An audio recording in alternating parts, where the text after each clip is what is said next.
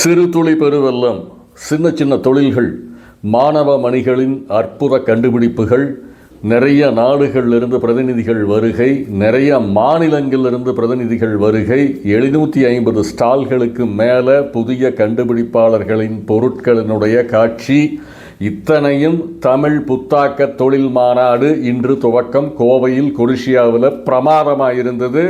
எங்களுடைய தென்னைநார் பூந்தொட்டிகளும் இதில் அடக்கம்.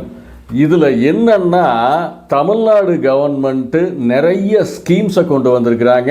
கவர்மெண்ட் ஆஃப் இந்தியா எம்எஸ்எம்இயில் என்னென்னமெல்லாம் பண்ணுறாங்க, மக்களுக்கான சிறு தொழில் திட்டங்கள் என்னங்கிறத பற்றி நிறைய ஸ்டால்ஸ் வந்திருக்குது.